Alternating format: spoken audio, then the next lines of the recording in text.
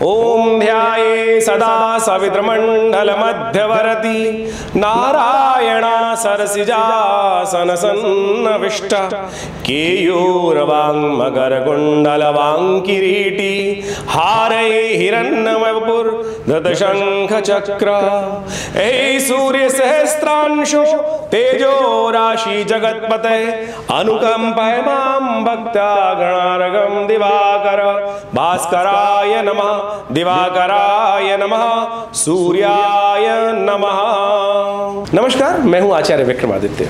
आचार्यवाणी channel पर आपका स्वागत है और आज का विषय हम जो आपके लिए लेके आए हैं वो है कर्क राशि वालों के लिए। कर्क राशि वालों के लिए सूर्य जो परिवर्तन का योग बनाते हैं वो क्या कुछ करने वाले हैं। देखिए, सूर्य का चक्र जो होता है पूरे 12 महीने का होता है। हर एक महीने में एक राशि पार कर जाते हैं और एक वर्ष में पूरा एक 12 राशियों का चक्र उनका पूरा होता है। हर महीने करीब करीब एक महीने तक 30 दिन तक करीब करीब एक राशि पर रुकते हैं। 15 जून को सूर्य जो है वो मिथुन राशि पर आते हैं।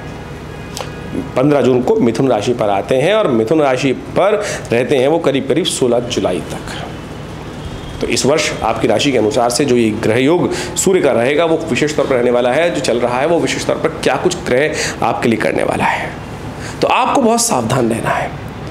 देखिए, नए उत्साह के को वर्धन करने वाला रहेगा। सूर्य प्रकाश के मालिक है और आपकी राशि के अनुसार से यदि हम देखें तो 12वें भाव में पदार्पण करेंगे सूर्य महाराज 15 जून को और रहेंगे 16 जुलाई तक। ऐसे में सूर्य का प्रभाव जो है वो बहुत विशेष हो जाता है। 12वां भाव विशेष तौर पर अंतिम भाव माना जाता है और सूर्य वहाँ उपस्थित हो तो व्यक्ति के जीवन में नया उत्साह उत्पन्न कर देता है। बस वहाँ लगाम रखने की आवश्यकता है, बस लगाम। देखिए, जीवन में जिसके सपने नहीं होंगे ना वो कुछ नहीं कर सकता। तो ये नए सपने उत्पन्न करने वाला है। लेकिन कई बार सपनों में क्या होता है कि सपनों के साथ क्रियान्वयन नहीं होता, तब वहाँ समस्या उत्पन्न हो जाती है। और सूर्य इस बार जो रहने वाले हैं विशेष तौर पर उनके साथ त्रिग्रही योग बनने वाला है। सूर्य जब 16 तारीख को जब 15 तारीख की रात को वहाँ पहुँचेंगे सुबह करीब 00 आवर्स यानी 12:37 पर सूर्य का पदार्पण होगा। उससे पहले 1 घंटा पहले वहाँ पर यानी 14 तारीख की रात में 11:30 बजे के आसपास बुध भी वहाँ पदार्पण कर चुके होंगे। उससे पहले ही शुक्र भी वहाँ पदार्पण कर चुके होंगे और जैसे ही 15 तारीख को 00 आवर्स के करीब 37 मिनट पर सूर्य वहाँ पदार्पण करेंगे तो त्रिग्रही योग बन जाएगा। 3 ग्रही आपकी राशि के अनुसार से 12वें भाव में त्रिग्रही योग बनेगा।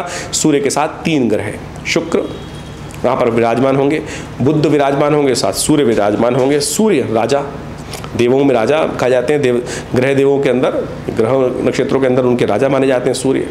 और प्रवृत्ति राजा राजसी ठाट वाट की है। साथ में बुध है, यौवन है, कुमार है और सूर्य के साथ उनकी सानिध्य बहुत हमेशा साथ में रहते हैं। वैसे तो शुक्र बुध हमेशा साथ में आसपास सूर्य के रहते हैं इसलिए सबसे ज़्यादा अस्त रहते हैं। और शुक्र भी वहाँ पर उनकी प्रवृत्ति अलग है, वो देवताओं वाली प्रवृत्ति नहीं है। राक्षस प्रवृत्ति के राक्षसों के साथ रहने के कारण से, दैत्य गुरु होने के कारण से उनकी प्रवृत्ति बिल्कुल अलग हो जाती है। तो ये प्रवृत्ति जो अलग है ये विशेष तौर पर कष्ट का योग बना रही है। ऐसे में कई गलत कार्यों से आपको बचने का प्रयास करना चाहिए। महत्वाकांक्षा ओवर हो सकती है, महत्वाकांक्षी होना चाहिए, वो एम्बिशियस होना चाहिए व्यक्ति को। एम्बिशंस बढ़ाएगा ये सूर्य वहाँ पर आकर, लेकिन ओवर एम्बिशियस जो है, जैसे ऐसे व्यक्तियों को सट्टों से बचना चाहिए। जो शेयर बाजार में काम कर रहे हैं ऐसे में बहुत सावधान रहिएगा। साथ बताने का प्रयास कर रहे हैं किसी भी तौर में, यानी किसी भी तरह के जुए में, किसी भी प्रकार के ऐसे बिजनेस, स्पेकुलेशन वाले बिजनेस में इन्वेस्टमेंट जो कर रहे हैं उनको अपनी भावनाओं को कंट्रोल करते हुए कार्य करने का प्रयास करना चाहिए। बहुत ज़्यादा अत्यधिक किसी पर विश्वास करने की जरूरत नहीं है। धोखा होने के योग आपकी राशि में इस वक्त बनते दिखाई दे रहे हैं। सावधान होकर, महत्वाकांक्षा बढ़ाएगा। मैंने कहा अभिलाषा बढ़ाने वाला ग्रह है कि आकांक्षाओं को बढ़ाने वाला है, लेकिन उतना ना बढ़ जाए। देखिए, अपनी चादर को पहचानते हुए कार्य करने का आपको प्रयास करना चाहिए। सीमाएं देगा, नई उड़ान उत्पन्न करने के योग देगा। शुक्र वहाँ आकर राजयोग कारक हो जाएगा बहुत सुंदर तरीके से, लेकिन सूर्य के कारण से ये दोनों ग्रह अस्त भी चल रहे हैं। और शुक्र जो बुध की बात करें तो बुध जो उदय होंगे वो विशेष तौर पर उदय होंगे करीब करीब 25 जून के बाद। 25 जून को उदय हो जाएंगे तो बुध तो वहाँ पे जाकर विशेष तौर पर लेकिन शुक्र जो है वो 5 जुलाई को उदय होंगे और उसके 2 दिन बाद परिवर्तन का भी योग बना लेंगे। तो ऐसे में थोड़ा ध्यान रखते हुए कार्य करने का प्रयास कीजिएगा। ऐसे में विशेष तौर पर ध्यान रखना है आपको कि आपके द्वारा कोई भी इस प्रकार का जुए वाला काम, कोई वाला रिस्क वाला काम, किसी प्रकार का कोई आपको आ जाए कि भैया इतने पैसे लगा देते हैं और कोई काम बहुत बड़ी आपको सौदा मिल जाएगा, बहुत बड़ा लाभ मिल जाएगा, तो समझ लीजिएगा नुकसान देने के लिए तैयार है, नुकसान देने आया है। सावधान होकर बहुत ज़्यादा कार्य करने का प्रयास करें। सूर्य धन भाव के स्वामी हैं। सूर्य विशेष तौर पर आपकी राशि के अनुसार से बात करें, द्वितीय भाव के स्वामी हैं। द्वितीय भाव मृत्यु कारक भी माना जाता है, मार्केश भी है, तो बहुत ज़्यादा ट्रैवल ना करें। हाँ, अब ये बात आ गई है तो इस बात का और भी ध्यान रख लीजिएगा। इस बार विशेष तौर पर 22 जून के आसपास से एक आषाढ़ का महीना आरंभ हो रहा है और आषाढ़ के महीने में प्रतिपदा भी क्षय होगी और साथ साथ चतुर्दशी भी क्षय होगी। तो ये विशेष तौर पर प्राकृतिक आपदाओं का, भूकंप का, कई प्रकार के कष्टों का, युद्ध का, झगड़ों का ये योग रहेगा ऐसे में। तो क्योंकि एक पक्ष में 2 तिथियां क्षय हो जाए तो शास्त्र के दृष्टिकोण से अच्छा नहीं माना जाता, क्षय हो गई तिथियां। तो ऐसे में विशेष तौर पर ध्यान रखते हुए कार्य करने का प्रयास करना चाहिए। आपकी राशि के अनुसार से हमने आपको समझाने का प्रयास किया कि बैलेंस होते हुए नित्यपति भगवान सूर्य को अर्घ्य दें, नित्यपति भगवान सूर्य को अर्घ्य देते हुए कार्य करें। और बहुत ज़्यादा तेज गाड़ी चलाना, आपके यदि बच्चे की राशि है तब भी आप समझ लें।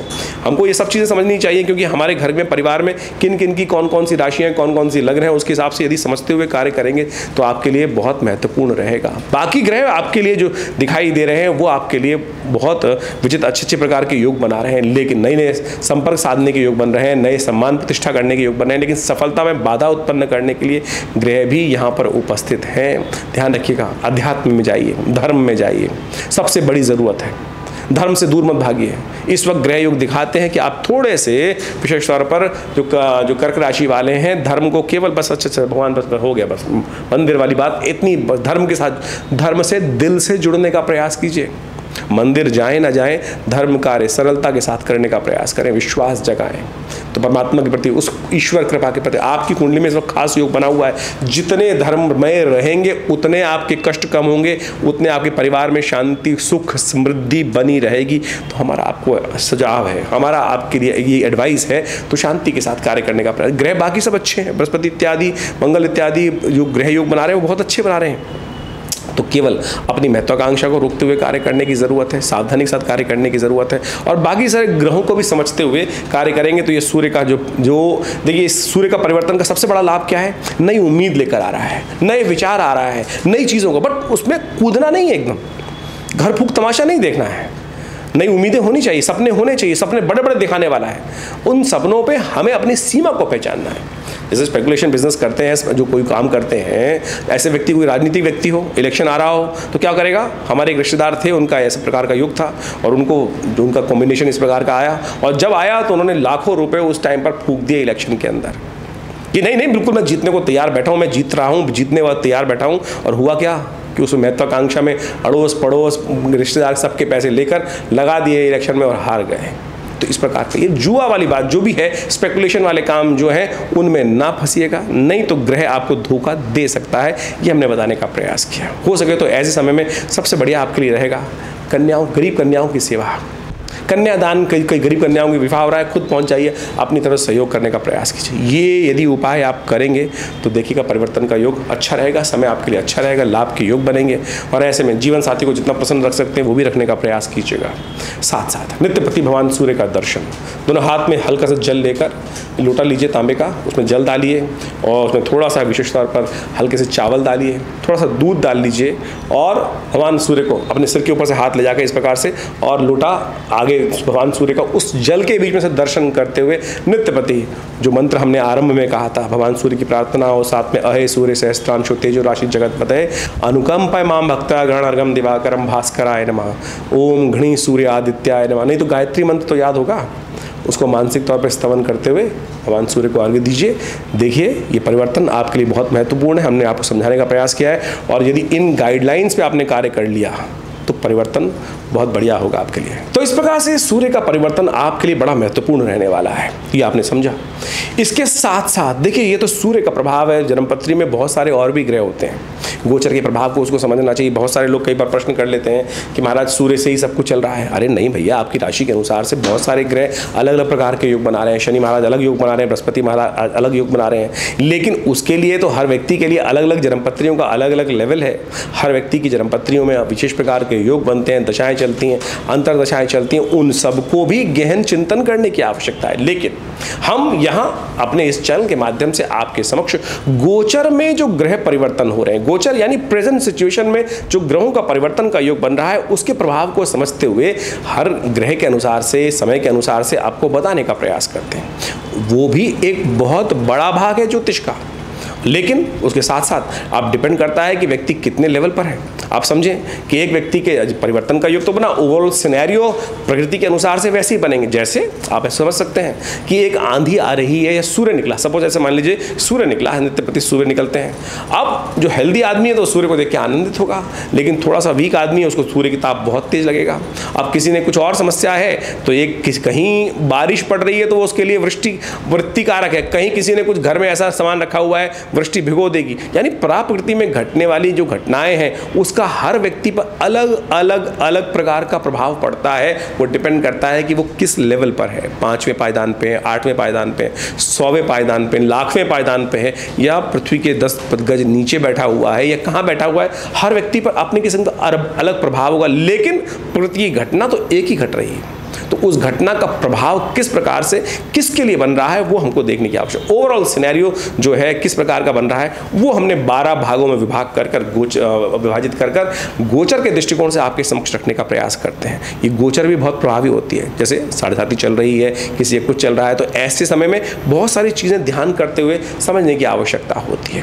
वह गहन चिंतन करने के लिए तो ज्योतिष की जन्मपत्रियों का विभाग है, वो इतना वृहद है जन्मपत्री का कि उसके अंदर पूरा समुद्र शास्त्र भी आता है, पूरा प्रकृति भी आती है। आपके हाथ के जो हस्तरेखा विज्ञान है, मौख रेखा विज्ञान है, मस्तक रेखा विज्ञान है, गले की रेखा विज्ञान है, वो सब भी ज्योतिष के अंतर्गत ही आते हैं। और ज्योतिष की विवेचना करते हुए, जन्मपत्री की विवेचना करते हुए इन सब चीज़ों को भी देखना परम आवश्यक होता है।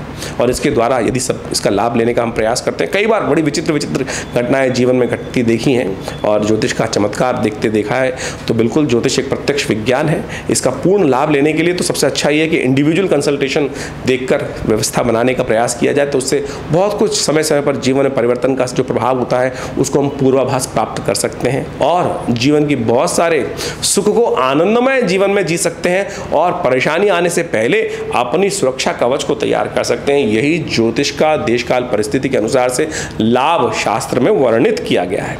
तो आप इसको समझें प्रत्यक्ष रूप से। और हमारा ये आश्रम जो है पिछले करीब लंबे वर्षों से इस क्षेत्र में अद्भुत कार्य करने का प्रयास कर ही रहा है। ज्योतिष विज्ञान के साथ साथ बहुत सारी और अंक विज्ञान, ज्योतिष विज्ञान नामावली, न्यूमरोलॉजी जो कहा जाता है, उसके ऊपर बहुत सारी पुस्तकें हमारे द्वारा प्रकाशित की गई हैं विवेकानंद योगाश्रम के द्वारा, और बहुत सारे विज्ञान को हमने समय समय पर लोगों को पहुँचाने का प्रयास किया है। ज्योतिष एक बहुत इसके अंदर सहस्त्रों शाखाएं आती हैं।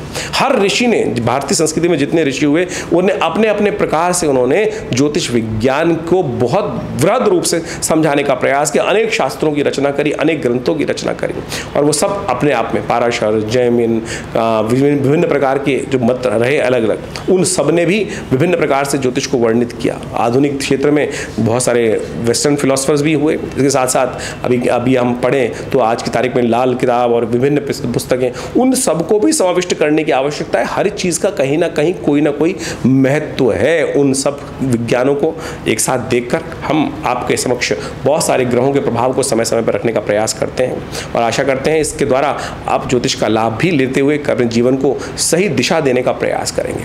देखिए क्या होता है कि जीवन ऐसा नहीं है कि भुस में लठ मारते रहें, लग गई तो भाग्य खुल गए और नहीं लगी तो फिर जीवन चल गया। बड़े भाग्य मानुष तन पावा, सुर दुर्लभ। ये मनुष्य जो है ना, सुर दुर्लभ है। देवता भी तरसते हैं इसको प्राप्त करने के लिए, और हम ऐसे ही जीवन को टाइम निकाले जा रहे हैं। टाइम निकालने नहीं आए थे, आगे की उन्नति प्राप्त करने के लिए, आगे की यात्रा जो है उसको सुखमय बनाने के लिए आए थे हरि भजन को ओटन लगे कपास। तो कोशिश ये करें, इस जीवन के महत्व को समझने का प्रयास करें। ज्योतिष विज्ञान वास्तविक तौर पर विज्ञान की तरह ही सम्मत है। पूरा विश्व इसके गणित को बहुत बढ़िया तरीके से समझता है। फलित विज्ञान उससे भी ज़्यादा चमत्कारी है और हमने समय समय पर बहुत सारे समय पर अलग अलग प्रकार की भविष्यवाणियाँ भी करके दिखाई, बहुत सारी चीज़ें बताने का प्रयास किया। ज्योतिष प्रत्यक्ष रूप से बिल्कुल सत्य, ज्योतिष विज्ञान सत्य हो सकता है, ज्योतिषी गलत हो सकता है। ज्योतिष विज्ञान सत्य है, ज्योतिषी की गणनाएं कहीं ना कहीं गलती हो सकती हैं, जो उसका अपना ज्ञान है वो गलत हो सकता है, लेकिन ज्योतिष विज्ञान बिल्कुल सत्य है, बिल्कुल सत्य घटनाओं पर आधारित है। जितनी विवेचना करेंगे, जितना एनालाइज करेंगे, उतना सुंदर उसके समस्त प्रकार के लाभ आपको जीवन में देखने को मिल सकते हैं। हमने विवेकानंद योगाश्रम के माध्यम से बहुत सारे कार्य इनकी इस संस्था के द्वारा जोड़ने का प्रयास किया है। ये आश्रम पिछले करीब 60-70 सालों से योग, प्राकृतिक चिकित्सा, आध्यात्म, पराविज्ञान, पराविद्याओं, मंत्र विज्ञान, यज्ञ विज्ञान के क्षेत्र में बहुत अद्भुत कार्य कर रहा है और हमने उसके ऊपर बहुत प्रत्यक्ष रूप से करके देखा भी है। मंत्र विज्ञान, यज्ञ विज्ञान, आपको जान के आश्चर्य होगा, हमारे विवेकानंद योगाश्रम में पिछले 60 सालों से नित्य प्रति 8 घंटे यज्ञ आज भी चलता है। जी हाँ, आज भी चलता है यज्ञ। सनातन पद्धति यज्ञ प्रधान संस्कृति है, लेकिन आज यज्ञ लोप हो गए हैं, लोग यज्ञ करने जाते नहीं। तो आप आइए, हमारे आश्रम में लगातार यज्ञ चलते हैं, समय समय पर कार्यक्रम होते हैं, उन सब में आप यज्ञ में पधार सकते हैं, यज्ञ में भाग ले सकते हैं। अभी गुप्त नवरात्रे आने वाले हैं, उसमें भी बहुत सा बड़ा कार्यक्रम चलेगा, उसमें आप सहस्त्र चंडी महायज्ञ का सुंदर आयोजन किया जाएगा, उसमें भी आप अपने नाम से यज्ञ में भाग ले सकते हैं। इसके अलावा अभी बहुत सारे उत्सव समय समय पर आते हैं। हर रविवार को एक सामूहिक यज्ञ का कार्यक्रम किया जाता है और उसमें हमारी संस्था की तरफ से कोई फीस नहीं ली जाती। जो स्वयं आके बैठना चाहते हैं उनके लिए कोई फीस नहीं है। और बहुत सारे लोग कहते हैं कि पैसा कमाने के लिए, अरे नहीं, आश्रम की तरफ से सुंदर व्यवस्था है, आप आइए, सामग्री भी, घी भी, समस्त व्यवस्था है आश्रम की तरफ से, भंडारा भी आश्रम की तरफ से व्यवस्था चलती है। हर रविवार को आप उस समस्त कार्यक्रम में, तो विशेष तौर पर सुबह 8 बजे से लेकर जो 10:30 बजे तक कार्यक्रम चलता है, उसमें सम्मिलित हो सकते हैं। स्वाध्याय कराया जाता है, धर्म के बारे में ज्ञान दिया जाता है, यज्ञ कराए जाते हैं, माँ भगवती का सुंदर दर्शन। जी हाँ, ये बहुत अद्भुत चीज़ है। हमारे आश्रम पे माँ भगवती का सुंदर शिव विग्रह, जो 1947 में से पहले मुल्तान में उनका बहुत बड़ा मंदिर था, 500 साल पुरानी दिव्य प्रतिमा भगवती की है, जो आश्रम में प्रतिष्ठित है। और उनके दर्शन कर लेने मात्र से माँ भगवती का कृपा आपके जीवन में बहुत बढ़िया तरह से आपको लाभ दे सकती है। तो उनका दर्शन भी आप आगे कर सकते हैं। वो शिव विग्रह, चमत्कारी शिव विग्रह माँ भगवती दुर्गा जी का आश्रम पर विराजमान है, उनका दर्शन भी आप कर सकते हैं। उनकी एक अलग कथा है, हमने कई बार आपको एपिसोड्स में बताई हैं। तो आप भी इन समस्त कार्यक्रमों में आप सम्मिलित हो सकते हैं। आश्रम के द्वारा विभिन्न पुस्तकें मंत्र विज्ञान पर, यज्ञ विज्ञान पर, हॉस्पिटल है बहुत बड़ा, योग प्राकृतिक चिकित्सा के क्षेत्र में, आयुर्वेद के क्षेत्र में अद्भुत कार्य किए जा रहे हैं। मुद्राओं के द्वारा अद्भुत प्रकार से व्यक्तियों तक, जनमानस तक, हमने पिछले करीब 50 सालों में संस्था ने बहुत अद्भुत कार्य किया। पूरे विश्व में इस मुद्रा विज्ञान, हाथों के द्वारा जो आकृतियां बनाई जाती हैं, कैसे वो आपके स्वास्थ्य में लाभ दे सकती हैं। किन्हीं को यूरिन की समस्या है, किडनी की स्टोन की समस्या है, आज की तारीख में किडनी की समस्या बहुत परेशान कर रही है और हर कोई ऑपरेशन के लिए भागे जा रहा है। मैं आपको चमत्कारी मुद्रा बताता हूँ, ये अपान मुद्रा है। बीच की दोनों उंगलियों को अंगूठे के साथ जोड़ देने से यदि इस मुद्रा का नित्य प्रति अभ्यास करना शुरू करें तो किडनी स्टोन, जी हाँ, किडनी में, गुर्दे में यदि आपके विशेष तौर पर स्टोन की समस्या हो गई है, कुछ ही दिन में उसको इरेडिकेट कर देगी, गायब कर देगी धीरे धीरे। हमने प्रत्यक्ष देखा कि इस मुद्रा का अभ्यास कराने के बाद जब ब्लड खून यूरिन टेस्ट कराया तो वो धीरे धीरे डाइल्यूट होकर वो यूरिन में जो स्टोन जो पार्टिकल्स थे वो निकलने शुरू हो गए और कुछ दिन में वो स्टोन गायब भी हो गया। तो नेचुरल प्योरीफायर है बॉडी का। जिनको पाइल्स की समस्या है, अनेक प्रकार के जो रोग हैं, उनको भी ठीक करने के लिए योग प्राकृतिक चिकित्सा के क्षेत्र में, आयुर्वेद के क्षेत्र में हमारी संस्था अद्भुत कार्य कर रही है और बहुत बड़ा हॉस्पिटल है जो भारत सरकार के पैनल पर है। तो आप भी इन समस्त सुविधाओं का लाभ ले सकते हैं। आश्रम से जुड़ें, आपको लाभ मिलेगा। धन्यवाद।